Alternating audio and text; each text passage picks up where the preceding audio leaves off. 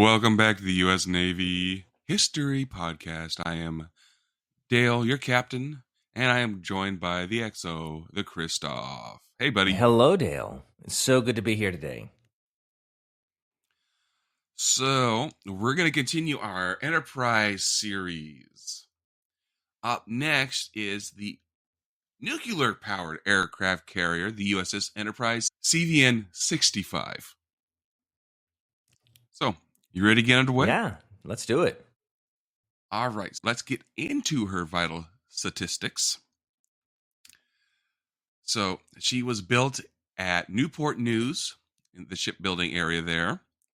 She was preceded by the Kitty Hawk class and succeeded by the Nimitz class. She's actually a class all by herself. No kidding. Is it the Enterprise class? Yeah. I was guessing, but it was an educated guess. Well, I mean, she was the very first nuclear-powered aircraft carrier. So she was experimental. She's based on the Nimitz class, but she does have her own... Je ne sais quoi?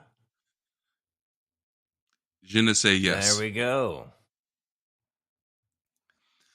All right, she was built in 1958 to 1961. Ooh. Took them 3 years. She served from 1961 to 2012. Whoa. That is a long time for a ship to be afloat. She had a long lifespan, yes. Nice. I believe the U.S. Navy plans to try to get 40 years out of every one of their aircraft carriers. That seems like a good return on an investment, frankly. Yeah. I've actually been on her while active. Whoa.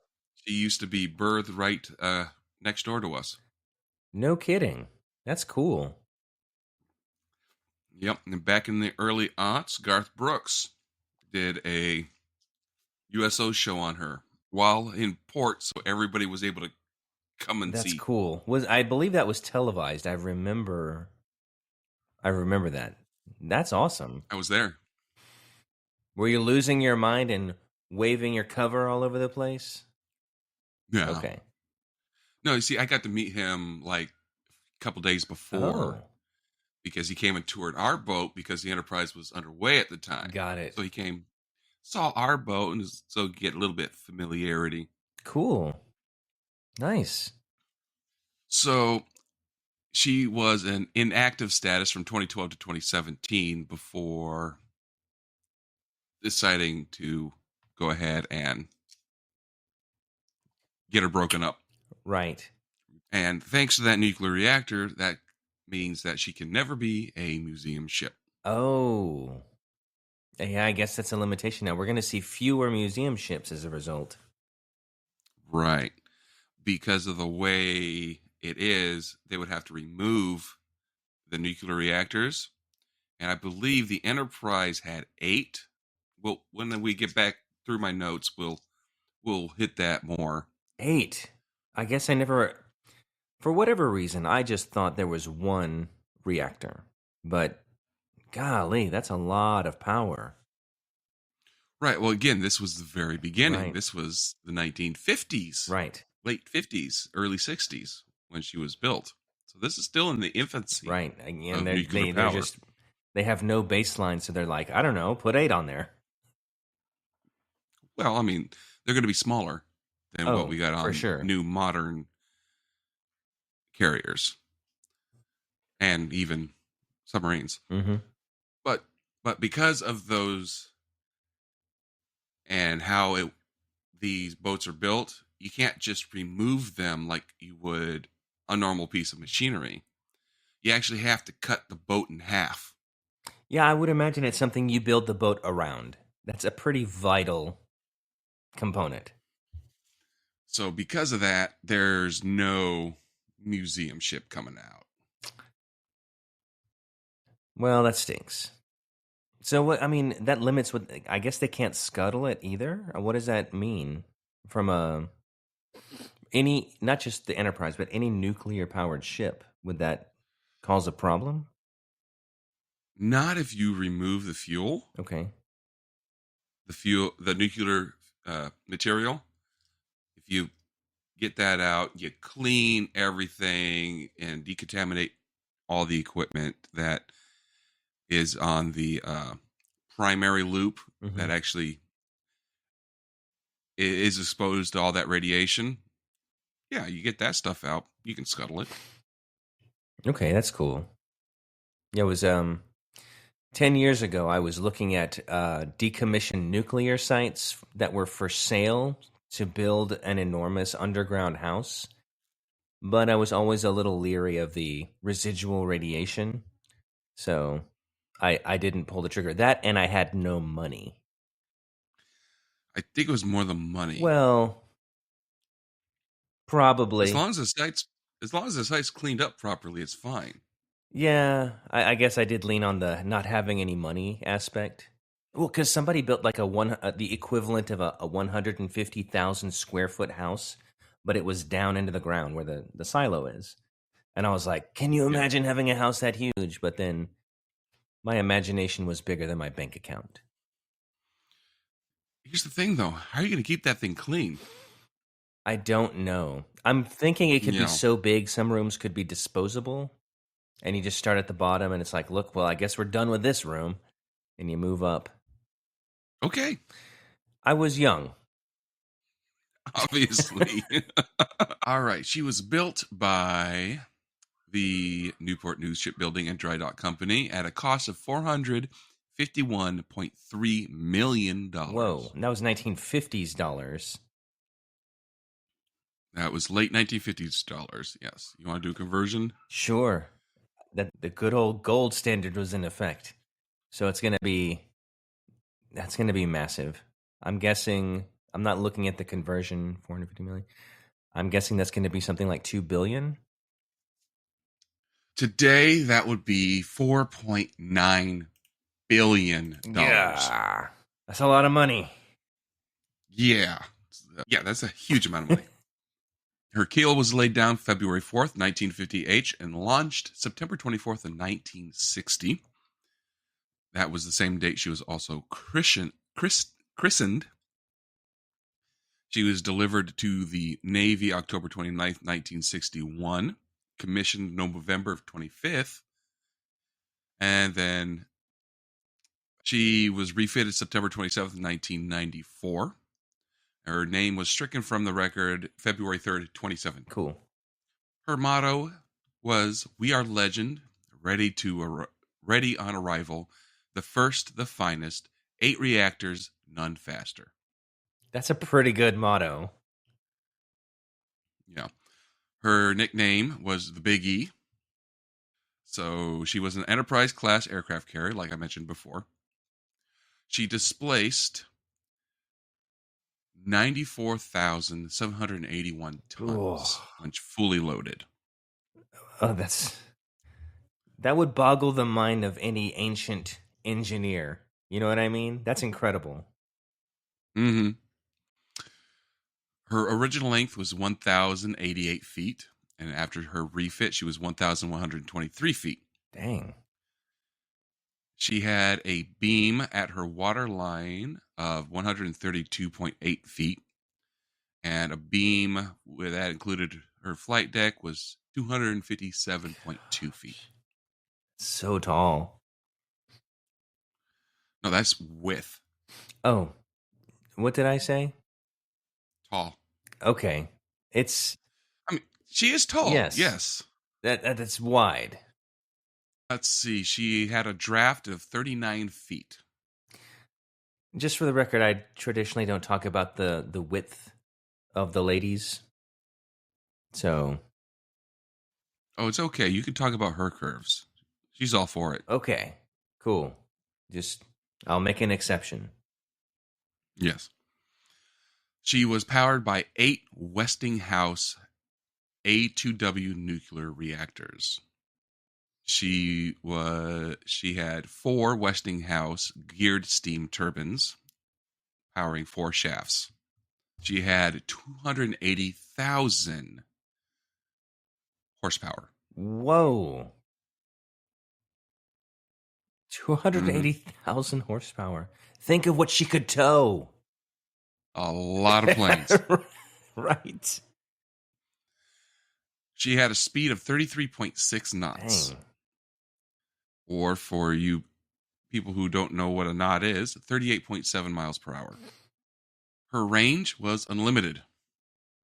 Yeah, she'd never have to stop to refuel. Well, I No. mean, eventually she would, but After about 20 to 25 yeah, years. that's insane. So her refit was also her midlife refueling. That is awesome.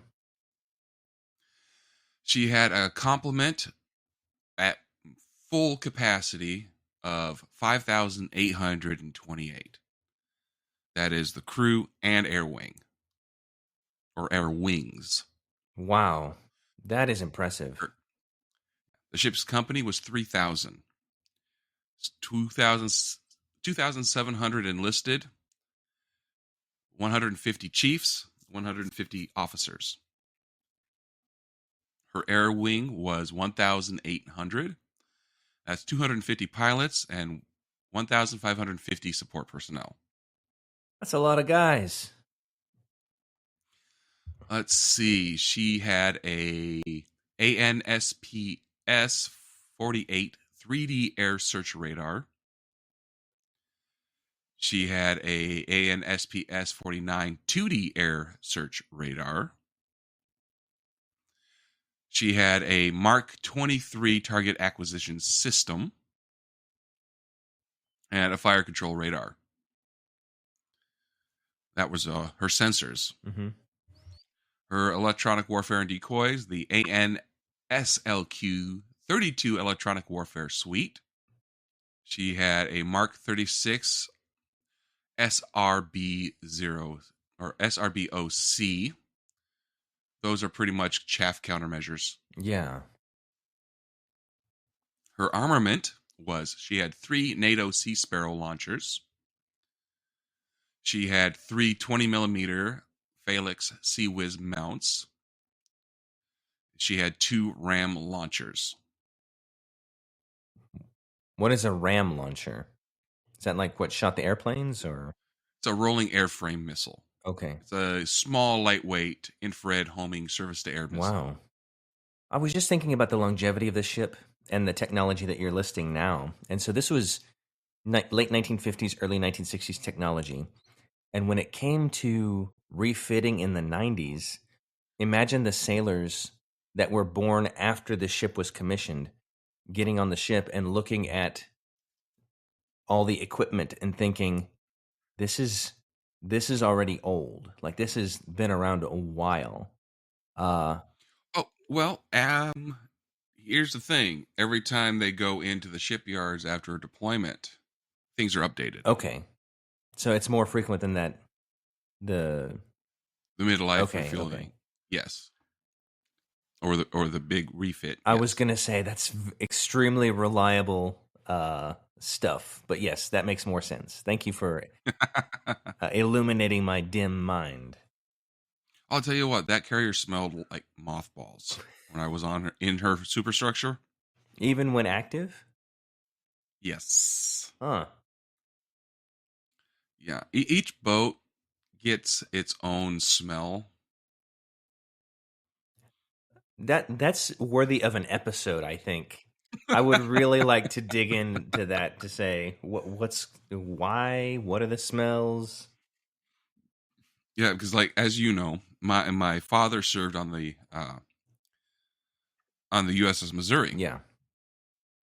battleship Missouri, and so I spent as a kid a lot of time on the boat visiting him. Got to go underway on her once, but when I went to go visit her after she was turned into a museum ship, grabbed my family, Mm-hmm. my wife, my kids, and went out to Honolulu to visit her. Once I stepped into the superstructure and that smell hit me, I'm like, I know that smell. This is the Missouri. Did it smell like Marlboros? That's my guess. No, Okay. no. It's kind of hard to describe. But once you know it, it's like, this is the Missouri. This is, Yep. wow, that's wild. All right. Let's move on from our olfactory senses. All right. Her armor. She had an 8-inch aluminum belt, which is about equivalent to 4 inches rolled steel armor. She had an armored flight deck, hangar, magazines, and reactor. She could hold up to 90 aircraft, but she typically had about 60 or a little over 60.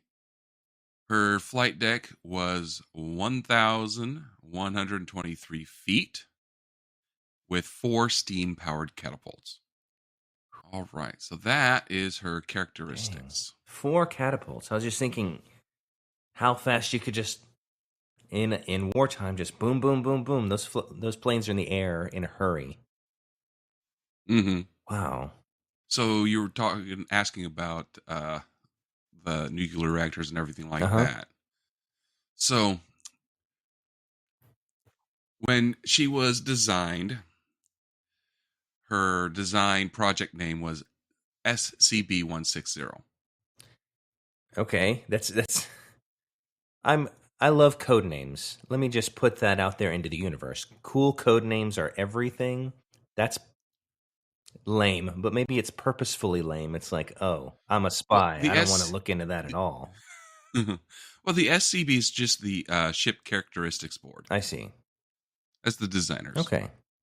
Now, she was intended as the lead ship of 6 nuclear powered carriers. But because of the massive increase in construction costs, this means that the rest of the vessels were canceled. Right. She is the only carrier to house more than 2 nuclear reactors. Because this is when they were going from boilers Oh yeah. to nuclear powered, and a standard ship of her size would have had 8 boilers. Yeah, it makes perfect sense. It's like we'll just do a 1-for-1 substitution, but not they didn't have the long-term tests of how much energy can this output and how long will it last. There were also smaller uh, Reactors reactors than what we use today. makes sense. She's the only carrier with 4 rudders. 4 rudders. Huh. That seems what would be the purpose, do you think, from your naval experience? Is that just ability to turn faster, or what? Why would you need so many? They probably designed her to have a rudder behind each screw instead of what it is now with them being between Okay, 1 and 2, and then another one between 3 and 4. that makes sense.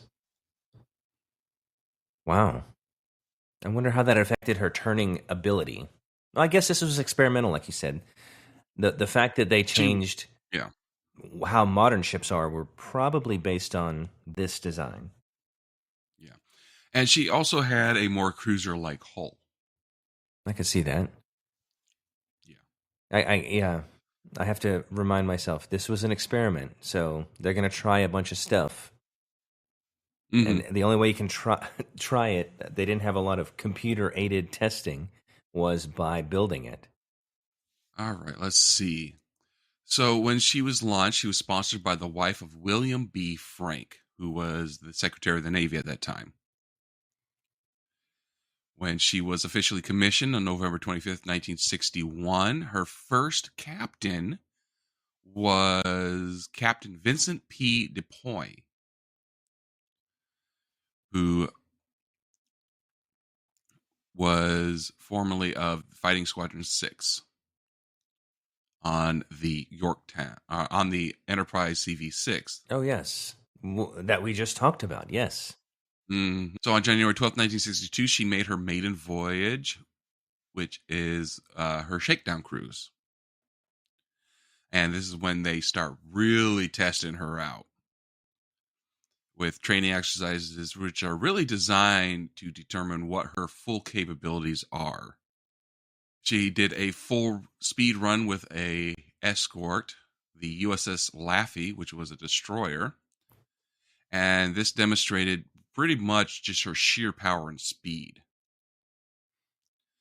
After the race, the Laffey radioed her, "You win the race. Wow. Our fuel's gone. Our topside is salted. The crew's wet, and our engines are exhausted." Dang. I mean, that's what a military advantage. You know what I mean? You can outrun almost any other ship on the planet. Oh yeah, the carriers are fast. And They unlimited may not be fuel. able to. They may not be able to get up to speed quickly. Yeah. Like on the line, that destroyer surged Oh, forward, yeah. and then they're like, "Oh, look at them back there! Ha ha ha ha!" And then all of a sudden, they just started getting bigger, bigger, and bigger, and bigger. And then as they pull up, they just hi, waving to them, Right.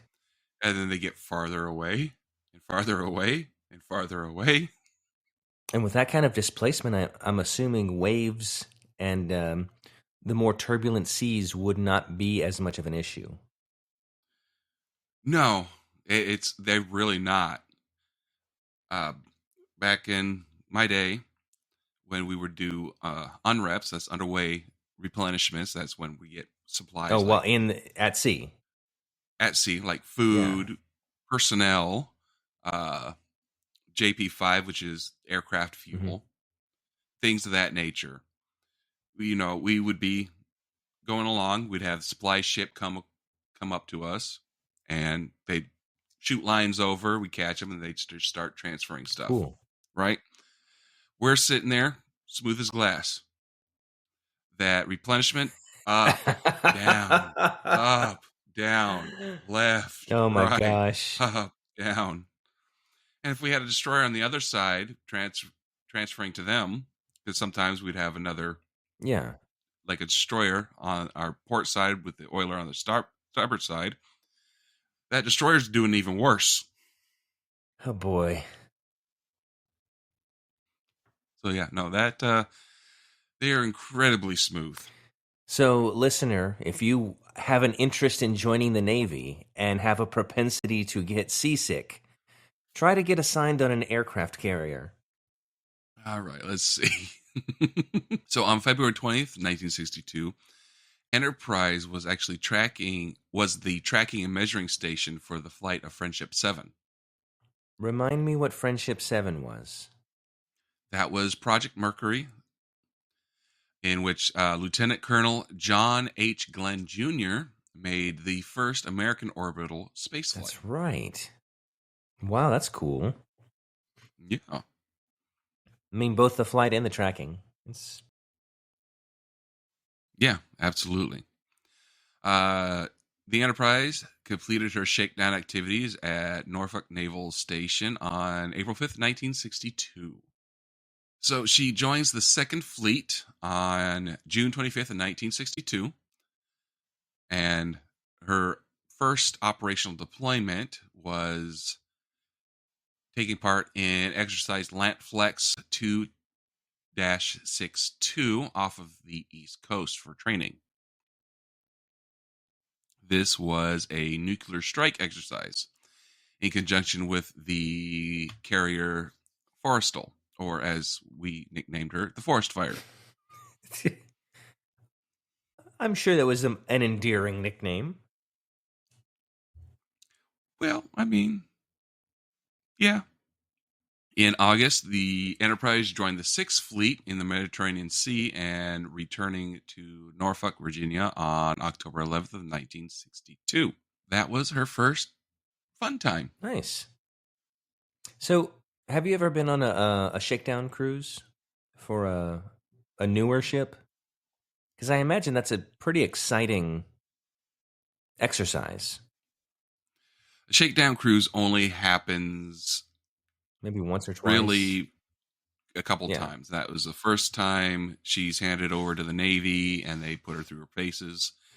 And the second time is for at least for a carrier would be after her midlife refueling, because that's when they do a massive Oh overhaul, yeah. and they have to Test everything. test all the new Yeah. equipment. That's when everything is upgraded. Midlife overhaul takes years. Oh, man. So every single station, I'm guessing, has to go through some set of paces to make sure all these systems are working. So there's Oh yeah, constant, all right, this team does this and go do that and gear up for this. And yeah. It's pretty much it's lots of war games, lots of casualty training, things of that nature. excellent.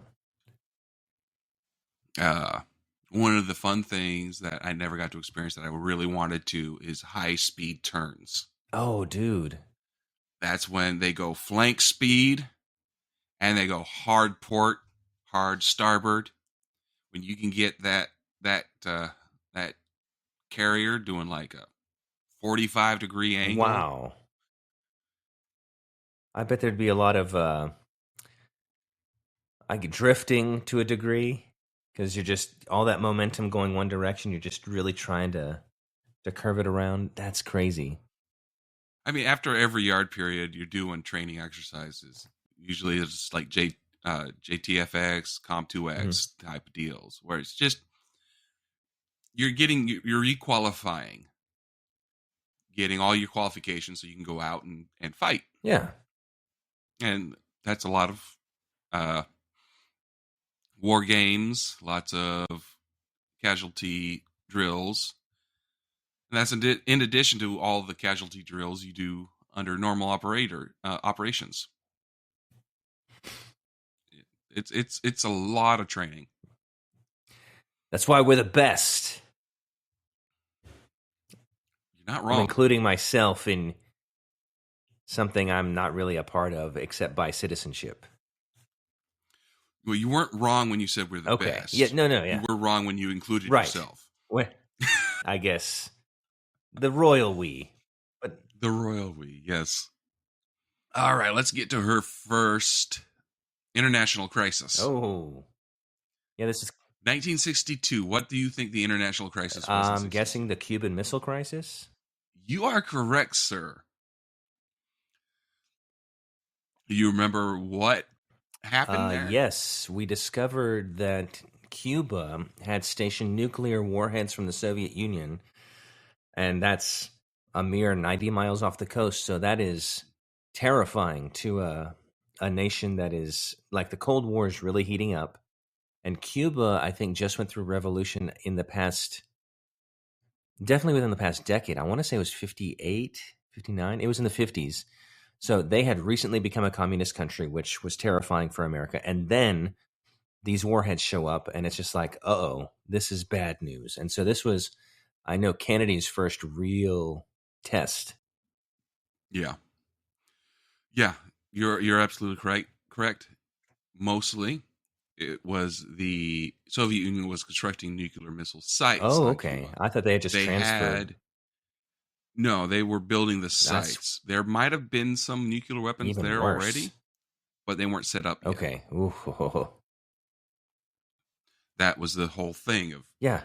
stopping them from setting up and getting that crap out of there. Mm-hmm. So Kennedy, he orders the U.S. Department of Defense to conduct a large-scale buildup. So among the preparations, the U.S. Atlantic Fleet readied a large number of ships. And on October 22nd, President Kennedy ordered a naval and air quarantine on shipment and offensive military equipment to Cuba and demanded that the Soviets dismantle the missile sites there. So it's a modern blockade. Yeah. This was this was kind of a no-win situation in a way. He had to be very strategic because that's an act of war. Like you blockade a place, that's you don't want to have war with another nuclear power. Um, that could be. They're not even a nuclear power yet. Are they not? Because they're building nuclear missile. Cuba? Is it not nuclear missile silos? Well, yeah, but it wasn't Oh Cuba no, who was right. building it. It Yeah, was but so Russia.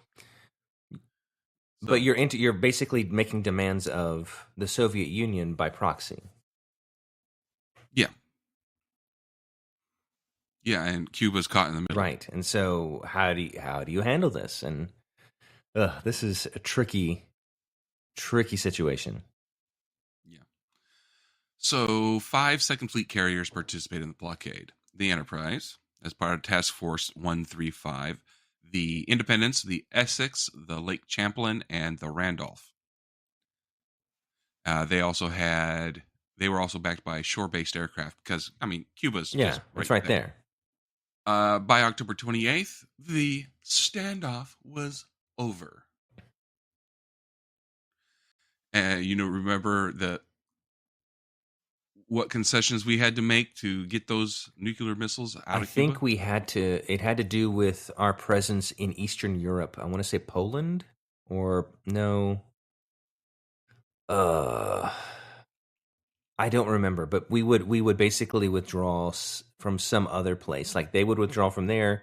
I think we would do the same in other parts of the world, but I don't remember exactly what. Right. We removed nuclear missiles from Italy and That's Turkey.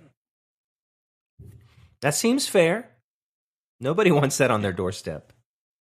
All right. So that's going to take us to their second and third deployments. On December 19th, 1962, a Grumman E-2 Hawkeye, that's the plane with the big radar dish Hmm. on top, was catapulted off the Enterprise in the first shipboard test of a nose wheel launch bar designed to replace the catapult bridle. Minutes later, a second launch was with a launch bar was made by a Grumman A-62 Intruder. That is a twin jet attack aircraft. And this demonstrated one of the primary design goals of reducing launch intervals. We need to launch Oh faster. yeah. So she was a testing platform for that. It's amazing. So there is a new captain in for these next two deployments, Captain Frederick H. Mitchells, and the deployments were to the Mediterranean. Now, during her third deployment, she was part of Operation Sea Orbit. This is the world's first nuclear-powered task force with the cruisers Long Beach and Bainbridge, Oh. and this was a world uh, tour. And so am I to infer that the cruisers are also nuclear powered? Okay. Yes.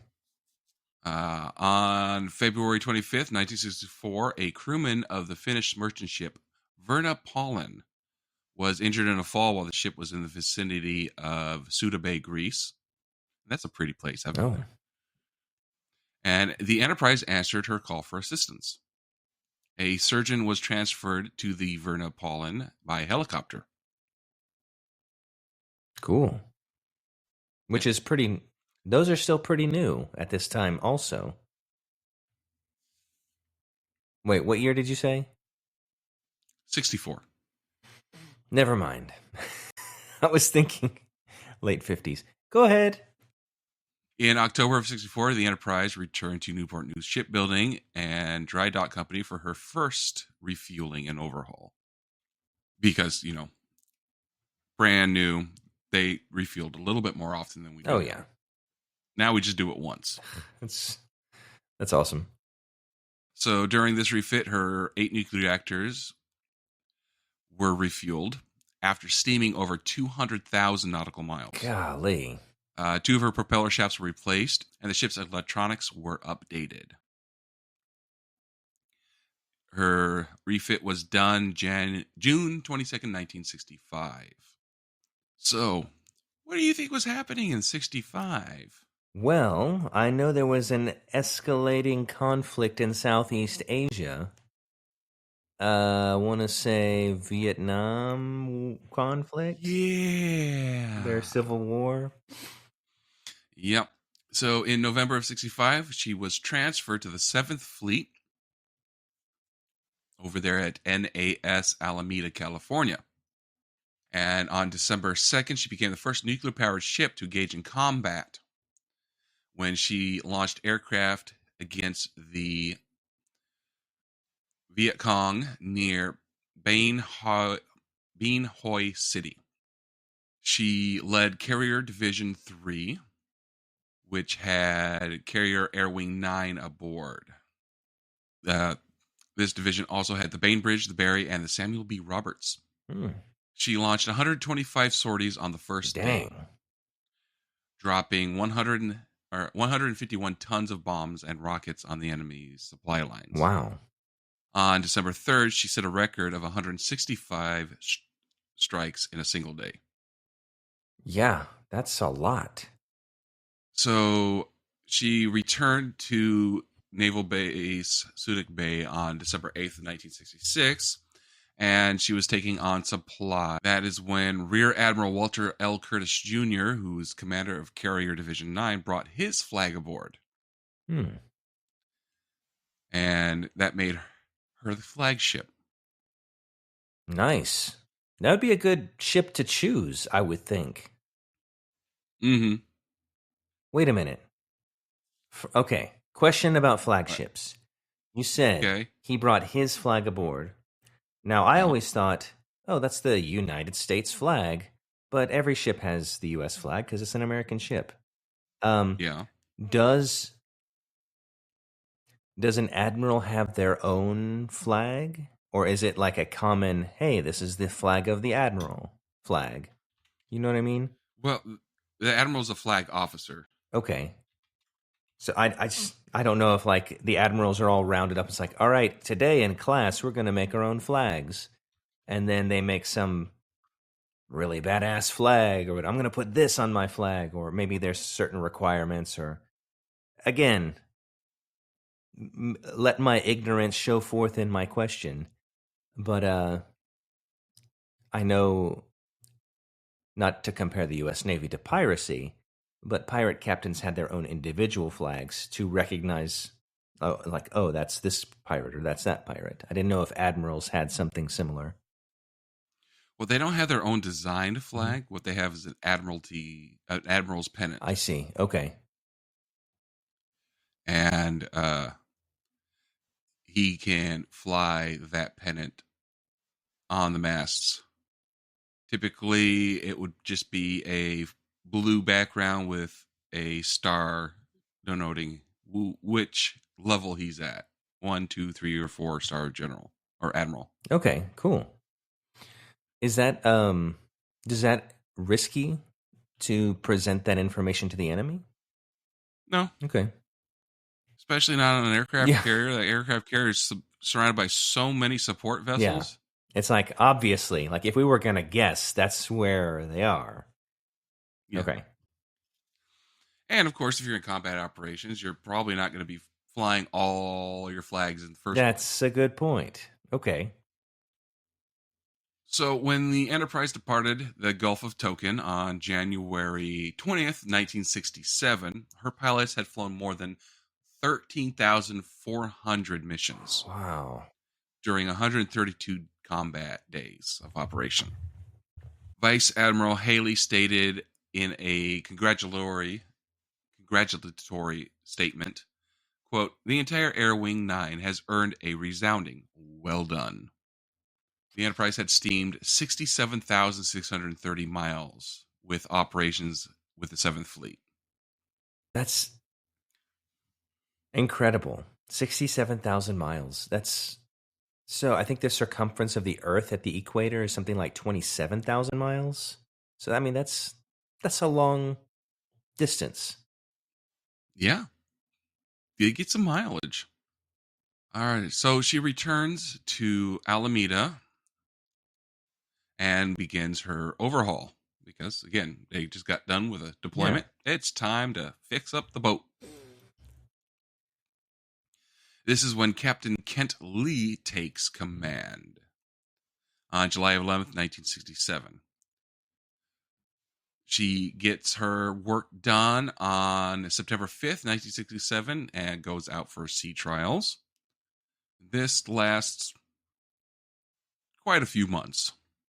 So in January of 68, she was visiting Sasebo, Japan.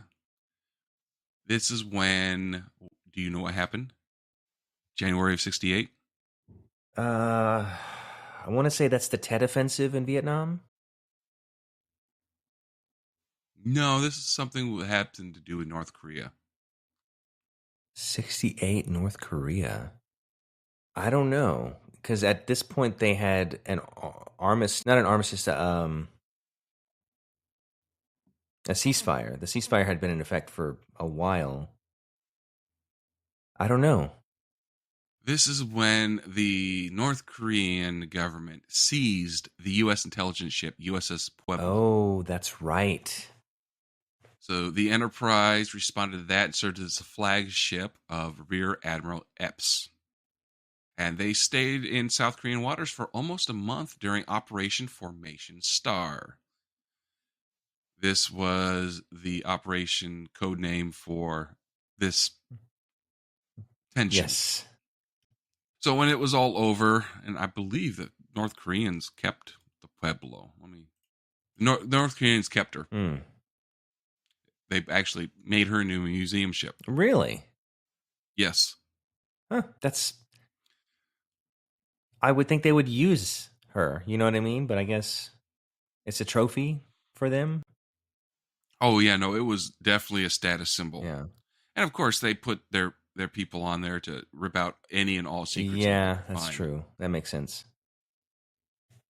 Yeah, they didn't really need to use her other than for gathering information. Right. Oh, a surveillance ship, right. Yeah, it's a spy ship. Mm-hmm. So after that was done, she returned to NAS Alameda on July 18th, 1968, having completed 12,839 catapult launches. Okay. I'm getting used to the size of these numbers. It's like, yeah, of course. Yeah, good old Enterprise. 9,182 of them were combat launches.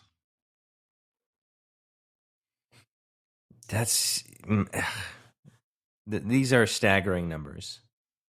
So she went to Puget Sound Naval Shipyard for a small refitting or overhaul. Only lasted a couple months. And then she started preparing for another deployment to Vietnam. Yeah, it was a lengthy conflict. Oh, yeah. No, it was a very lengthy conflict. So that is when tragedy hits. On the morning of January 14th, 1969, while being escorted by a couple of destroyers, the USS Benjamin Stoddard and the USS Rogers, a Mark 32 Xeni rocket that was loaded on a F-4 Phantom that was sitting on the deck exploded. Ooh. Because it was overheated by a aircraft start unit. Okay. Like the jet engine of a plane was exhausting onto this bomb, or No, there are machines that you plug into the jet to start warming things up and getting it ready to start. And okay. yeah, that's used a lot in civilian commercial flights. I didn't. I forget what they're called right now. The, But yeah, that's the closest they equivalent keep the systems I can going. think of is if you live in the northern United States and you want to use your car in the winter, you have to have an external heater that kind of just gets everything in the right state to start your car. Yeah, something like that. Okay. So the explosion set off fires and additional explosions across the flight deck. Pretty much, it was cooking off all the ordnance that was loaded on other planes. The fires were thankfully brought under control relatively quickly, but 27 sailors were killed and 314 were injured. Wow. The fire destroyed 15 aircraft and forced the Enterprise to go back in for repairs at Pearl Harbor. But this was mostly just to repair damage to her. The repairs were completed March 1st, 1969, and she proceeded on her Westpac deployment to Vietnam and the Tonkin Gulf. Westpac is Western Pacific. Okay. So there was something else going on in 69. What do you think that I was? know that we were in 69 we landed on the moon. So there were things leading up to that. Is that what you're talking about, or is this more military based? More military. Okay, 69, let's see. Was this the Gary Powers incident with the U-2? No. Okay. This is North Korea again. Oh, those guys. On April 14th, 1969, North Korea shot down a Lockheed EC-121 Warning Star. That was a airborne early warning and control plane. It was on a reconnaissance patrol over the eastern sea of Japan from its base in Atsugi, Japan. The entire 31-man crew was killed. Ooh. So the U.S. responded by activating Task Force 71 to protect, flights over international waters. Right. So that was initially comprised of the Enterprise, the Ticonderoga, which was a conventional Essex-class carrier, the Ranger, which was another carrier, Okay. and the Hornet, which was another. That's carrier. a lot Four of carriers. Wow. It's quite a presence. And of course, all the cruisers and destroyers that went along with those fleets. So the Enterprise arrived there in late April after her repairs. This deployment became one of the largest shows of force in the area since the Korean War. Dang. So Enterprise returned to the Newport News shipbuilding and went through another overhaul and a second refitting. In late 69 through 70, she returned to sea on January 1971, completing sea trials with newly designed nuclear reactor cores that contained enough fuel for 10 years. It's June 11th, 1971, the Enterprise has a new captain, Forrest S. Peterson. And they also had Carrier Air Wing 14 on board. And guess where they went? I'm guessing back to the South China Sea, Vietnam area? Back to Vietnam. The Enterprise, the Orzansky, and Midway launched a total of 2,001 strikes. Golly. By July 30th, 1971.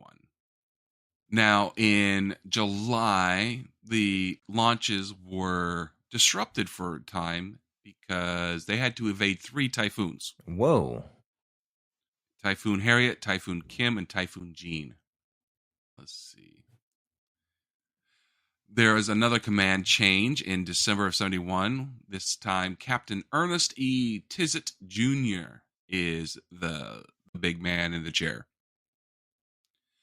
And the Enterprise is then deployed to the Bay of Bengal. Do you know what conflict that is? I don't. That is the Indo-Pakistani War of 1971. Oh, yes. They were deployed there as a show of strength against India's naval blockade by the INS Vikrat. This is an Indian aircraft carrier. Okay, I didn't realize we were involved or present for that. That just seems like one of those things that they did not mention in my history class. There was a small issue with a Soviet Navy submarine trailing the U.S. task force, but a confrontation did not happen because the Enterprise moved away from the Indian Ocean back to the Southeast Asia Sea. Okay. The Enterprise completed her deployment on February 12th, 1972. She returned to the South China Sea from September 12th, 1972, with Carrier Air Wing 14. And on December 18th, 1972, the U.S. resumed her bombing campaigns above the 20th parallel. This was Operation Linebacker 2. Oh. Yeah.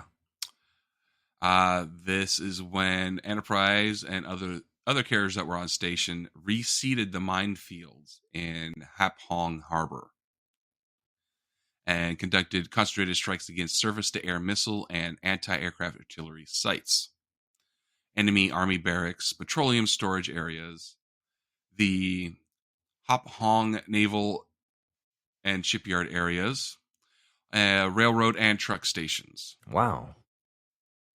It's a lot of infrastructure to target, but I mean, that's what you do. Yeah. Oh, yeah. There were 705 Navy sorties in the area during Linebacker 2. There was 119 strikes in North Vietnam.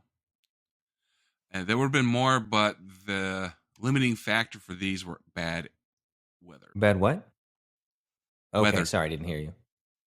Yeah, bad weather. You know, it was raining. Yeah, there are seasons for that. Mm-hmm. So in December of 72, the North Vietnamese returned to the peace table, and that is when Operation Linebacker 2 ended. In January, the Vietnam ceasefire was announced, and the carriers ceased all combat operations in North and South Vietnam. From January 28th, 1973, the Enterprise and the Ranger flew 81 combat sorties against lines of communication targets in Laos. These were flown in support of the Laotian government. Okay. And they asked for this help. Enterprise finished her deployment on June 12th, 1973. And we will get back to her in her post-Vietnam work in the next episode. Okay, yeah, I'm very curious. We're not even halfway through her life. I'm very curious where we go from here. She's seen a lot already. I mean, the Cuban Missile She's seen Crisis, a lot already. Vietnam. Yeah. This is a very storied ship. I thought the World War II, the CV, what was it, 66? CVN or CV6. CV6, that's right. Saw quite a bit, and she did. She saw. a lot. There was a lot going on, but this is mirroring that. I don't know if it's just the destiny of a ship called Enterprise to see a lot of stuff, but it's happening. All right, so we are going to honor one of our fallen angels, as we like to do at the end of every episode, with the help of HeroCards.us. And today we're going to honor Specialist 4th Class Daniel D. Fernandez. His hometown was Los Lunas, New Mexico. He served with the U.S. Army, C Company, 1st Battalion, 5th Regiment, Mechanized, 25th Infantry Division. He received the Medal of Honor and Purple Heart. His date of sacrifice was February 18th, 1966, killed in action, Hong Nau Province, Vietnam. He was 21. Of the more than 260 service members who received the Medal of Honor for actions taken in Vietnam, not many volunteered for their tour of duty. Army Specialist 4th Class Daniel Fernandez volunteered for his second stint there. It was a choice that led to his death, but the soldiers he saved will never forget his sacrifice. Fernandez was born on June 30th, 1944, and grew up on a farm with an orchard in Los Lunas, New Mexico, just south of Albuquerque. He was the oldest of 4 children and loved to ride horses. Fernandez was part of C Company, 1st Battalion, 5th Infantry Regiment, 25th Infantry Division, when he joined the Army in 1962, before the conflict in Vietnam intensified. But his family said he believed in the cause so much that he volunteered for a second tour of duty. On February 18, 1966, Fernandez was about 8 months into that second tour when his patrol was ambushed by Viet Cong forces near Chu Chi, a suburb of Saigon. The area was famous for the underground tunnels the Viet Cong dug there and used as their headquarters. During the ambush, Fernandez's patrol was forced out of its location by intense enemy fire before they could evacuate a wounded soldier. Fernandez and 3 other men volunteered to fight their way back through the fire and exploding grenades to reach their fallen comrade. One of the other volunteers, a sergeant, was hit in the process, so Fernandez took charge while trying to help him. The heavy fire forced the group to take cover, and as they did, a grenade landed in the middle of them. Some of the men didn't see it, but Fernandez did. He knew there wasn't time for anyone to protect themselves from it, so without any regard for his own life, he threw himself onto the grenade as it exploded. Fernandez sacrificed his own life so the 4 men with him could survive. He was 21 years old. In 1967, President Lyndon B. Johnson presented the Medal of Honor to Fernandez's parents in a ceremony at the White House. Fernandez is one of about 60 Hispanic Americans to have received the honor. In October 2017, Kirtland Air Force Base rededicated Fernandez Hall to the Medal of Honor recipient. A memorial wall built in his honor was also unveiled. Several places in Fernandez's hometown are also named after him, including an intermediate school, a Veterans of Foreign War post, a memorial park, and a recreation center. So, Specialist 4th Class Daniel D. Fernandez, we thank you. Thank you. Okay, XO, take us out. Certainly. So, once again, thank you so much for joining us and listening, and hopefully learning something. I certainly did. I always do. There's a couple different ways you can give back to the show. Number one, you can email us if you have a question, concern, topic. Maybe you served on the Enterprise and you want to tell us about some of the stuff you saw. Let us know. You can do that by emailing us at usnavyhistorypodcast@gmail.com. Alternatively, we are on X, formerly Twitter, X-Twitter, as Dale likes to say. And that handle is USN History Pod. So you can find us there. We also have a Discord if you would like to join and chat. And you can do that not only with us, but with other people who listen to the show. Finally, please rate and review, tell a friend, coworker. That's how we grow. And that's how more people get to learn about what we're learning about here. So if you like what we're doing, do any of those things, and that would be very helpful. Thanks. With that, we're going to wish you guys fair winds and following seas. Bye, everybody. Bye-bye.